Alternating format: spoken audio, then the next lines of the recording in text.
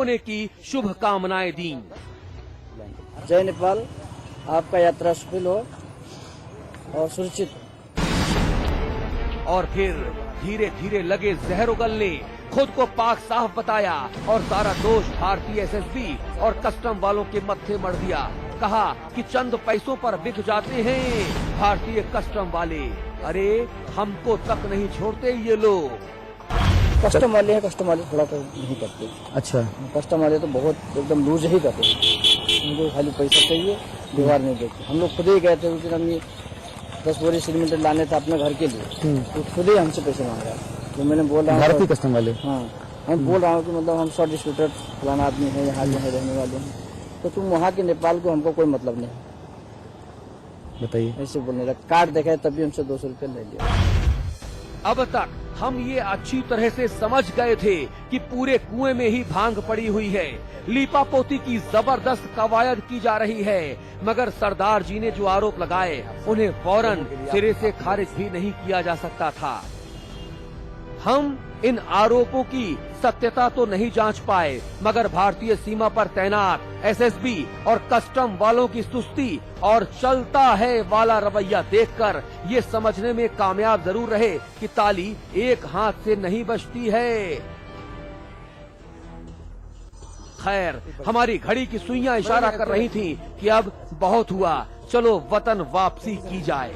हमने अपनी गाड़ी वापस मोड़ी और भारत नेपाल सीमा पार करने के लिए बहराइच जिले के नानपारा कोतवाली अंतर्गत आने वाले रोपड़िया इलाके की तरफ दौड़ा दी। हमारा सबसे डमी हथियार अभी भी हमारे पास मौजूद थे। कुछ देर बाद हम भारत नेपाल सीमा पर जा पहुंचे, सरकारी औपचारिकताएं पूरी की, नेपाल की सीमा पार कर अपने वतन में प्रवेश कर लिया, मगर अभी भी किसी ने हमारी गाड़ी को चेक नहीं किया, किसी ने पूछा तक नहीं कि ये हथियार क्यों और कैसे हमारे पास आए और इनको भारत के भीतर हम क्यों लेकर जा रहे हैं। ये पिस्टल लेकर और ये गन लेकर जो प्लास्टिक की है, हम बहुत आसानी से भारत की सीमा में नेपाल से प्रवेश कर लिए हैं, किसी ने कोई भी चेकिंग नहीं की। एसएसबी वालों से भी हमारा सामना हुआ, उन्होंने कार के भीतर हमारा कैमरा देखा तो बंद करवाने के लिए मचल उठे, मगर हथियारों से इन्हें भी वाई वास्ता नहीं।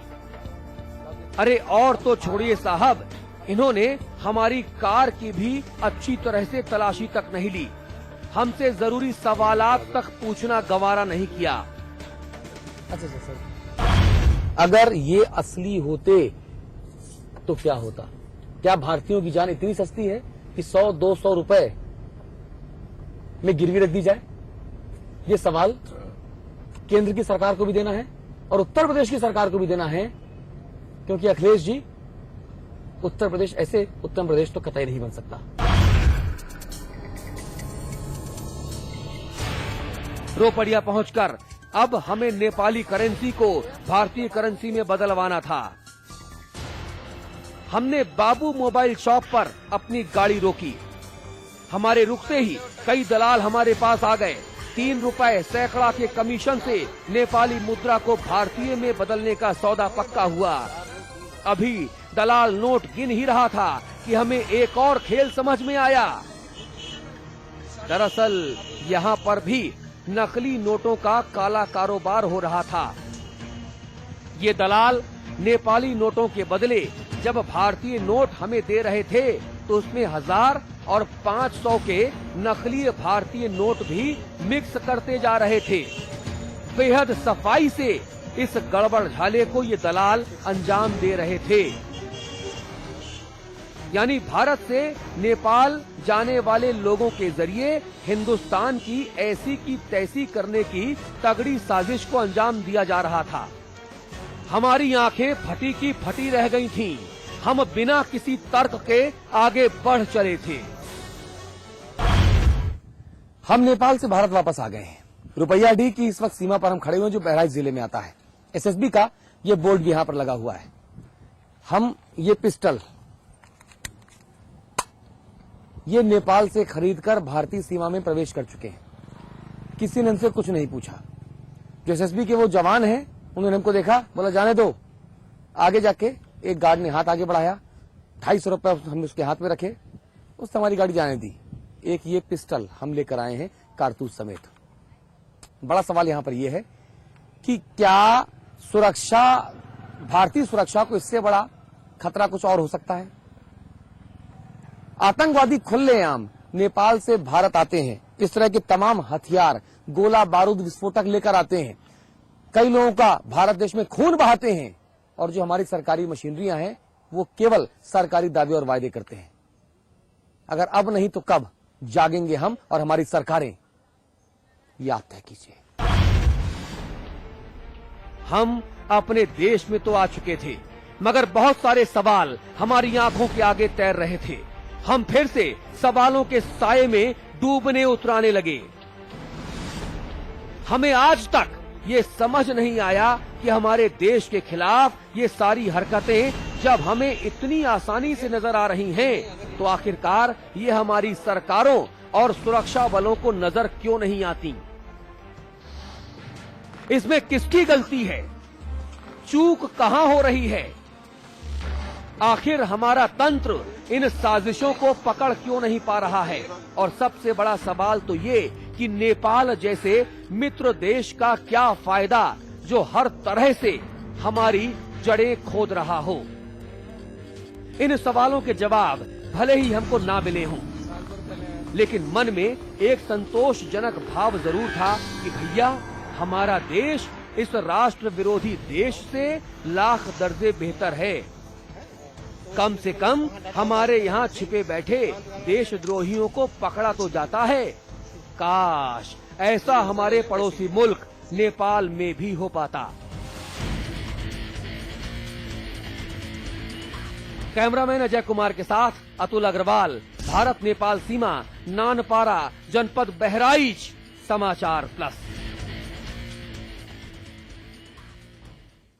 जी, मुन्ना सिंह चौहान हमारे साथ जुड़ गए हैं। आप उत्तराखंड भारतीय जनता पार्टी के वरिष्ठतम नेताओं में से एक हैं।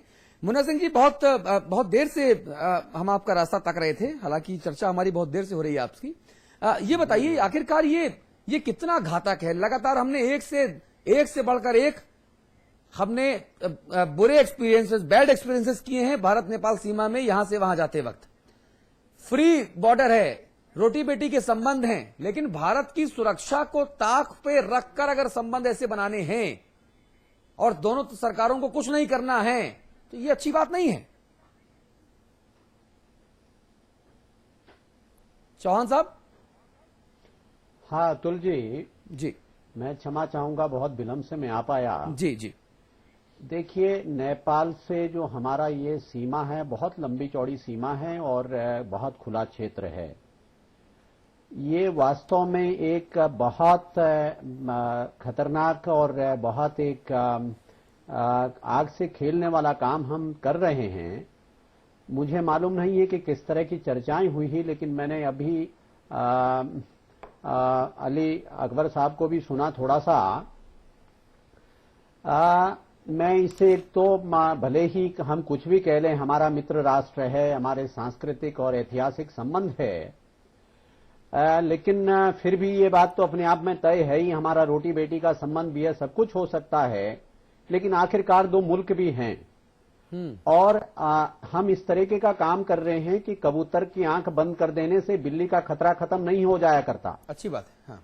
और हम इनवाइट कर रहे हैं, we are inviting the trouble. आज की तारीख में समझना चाहिए, नेपाल की जो स्थिति है, बहुत एक सॉफ्ट स्टेट है और बहुत, ये तो कुछ कुदरत का थोड़ा कहिए कि ज्योग्राफिकली नेपाल की स्थिति इस प्रकार से है कि चीन बहुत ज्यादा, बहुत सुलभ नहीं है। उसके लिए बहुत सारी चीजें वहां पर करने के लिए, नहीं तो आज की तारीख में आपको चीन अपने दरवाजे पर नेपाल के रास्ते भी आपको खड़ा मिलता और किसी न किसी रूप में खड़ा है। इस बात को दावे के साथ कह रहा हूं। और ये भी मैं कह रहा हूं कि इस गलत मुकालते में बहुत लंबे समय तक रहने की जरूरत नहीं है कि ये सांस्कृतिक और ये रोटी बेटी का संबंध, जिस प्रकार से आईएसआई की गतिविधियां वहां पर जोर पकड़ चुकी हैं। हाँ। आईएसआई का एक खतरनाक खेल वहां पर चल रहा है और जितने भी वहां पर क्राइम हो रहे हैं। हाँ। और अब तो कम से कम आईएसआई ने ये आसान रास्ता हमारे घर का तलाश लिया है। इसलिए मैं बहुत जिम्मेदारी पूर्वक ये भी कह रहा हूं। हाँ।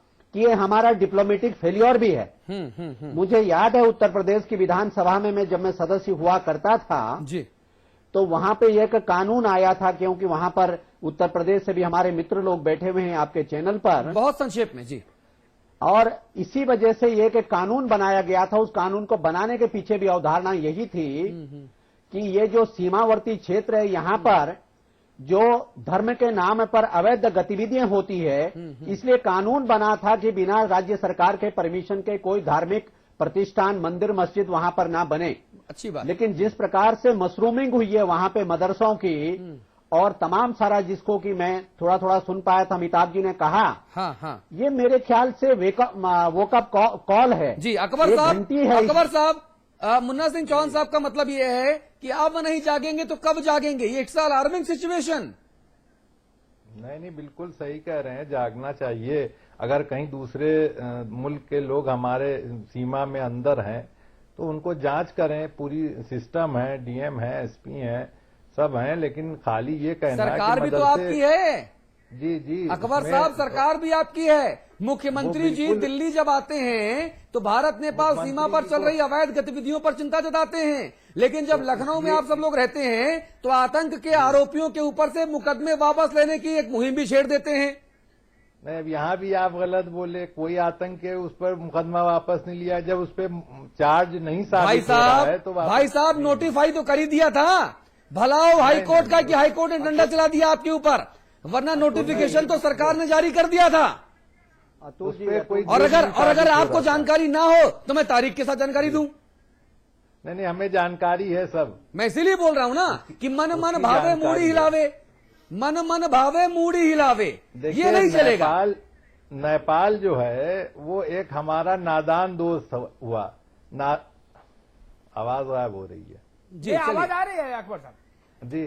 नेपाल को यूं कह सकते हैं नादान दोस्त है। नादान दोस्त से दाना दुश्मन बेहतर होता है। हाँ, तो वहां के लोग सीधे साधे होते हैं, दूसरे लोग घुसपैठ बनाने में बहुत आसानी से वहां कर सकते हैं। हाँ। हम इस बात के पक्षधर हैं कि बॉर्डर को सील करना चाहिए, चौकियां बनाना चाहिए। जी। अब सिंह इतना साहब, खुला सिंह एरिया, साहब, खुला एरिया कम कहीं से भी कम कुछ होना ला चाहिए। सकते हैं। सिंह साहब, आप जो कह रहे हैं कि हम पिस्टल लेके आए वहां से, वो भी आप गेट से लाएं। अगर माओवादी जब आके हमारे यहाँ के जंगलों में शरण लेते हैं, ठीक बात कह रहे हैं। और जितना असलाह चाहे इधर से उधर भेजें, चाहे वो उधर से इधर भेजें। नहीं, अरे हुजूर, ये तो हमने अब तो जब केवल से एक सरकार बानगी पेश बदली है की। तो चेक लग गया है काफी। अरे हुजूर, हमने तो केवल एक बानगी पेश की। सिंह साहब, जब आप डीजीपी थे, जब आप एक्टिंग डीजीपी थे, तब का जो कार्यकाल अगर मैं देखूं, कई सारी ऐसी गोला बारूद और गन्स आपने पकड़ी, आपकी पुलिस ने पकड़ी, जो मेड इन चाइना थी, जो मेड इन पाकिस्तान थी, जो मेड इन बांग्लादेश थी। और वो कहां से आई? वो भारत नेपाल सीमा से आई, आसानी से आई। 200 रुपए, 250 रुपए देके आप जो है पूरा का पूरा गट्ठर लेकर यहां आते हो। तो अब नहीं तो कब? हम कब जागेंगे सिंह साहब?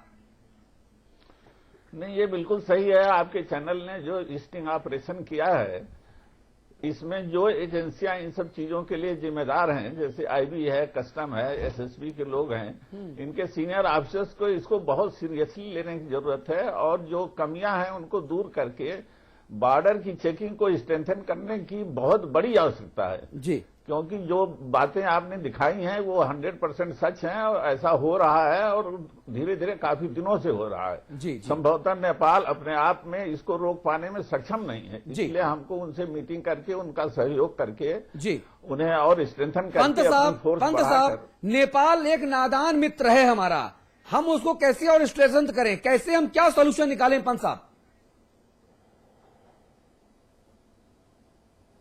देखिए, इसके लिए सबसे पहले आवश्यक है कि जो भी हमारी पुलिस फोर्सेस है, एसएसबी है और जितनी भी एजेंसीज हैं, ये अपने नेपाली जो काउंटर पार्ट है उनसे लगातार संपर्क में रहे, उनसे मीटिंग करते रहे और जो भी सूचनाएं हमें मिल रही हैं या जो भी हमारे पास सूचना है कि इस प्रकार की गतिविधियां वहां संचालित हो रही हैं, वो हम उनको बताएं और उनका पूरा सक्रिय सहयोग इसमें लें, जिससे कि नेपाल सरकार अपने ही संसाधनों से इस प्रकार की गतिविधियों पर रोक लगा सके। अभी बहुत ज्यादा बात हुई है मदरसों के ऊपर। यहाँ मैं ये भी कहना चाहूंगा कि अभी हाल ही में इस प्रकार के समाचार भी आए हैं कि चीनियों ने बहुत अपनी गतिविधियां वहां बढ़ाई हैं। उन्होंने अपने स्टडी सेंटर्स खोल दिए हैं, खासतौर पर तराई के इलाके में जो हमारी सीमाएं हैं उस पर।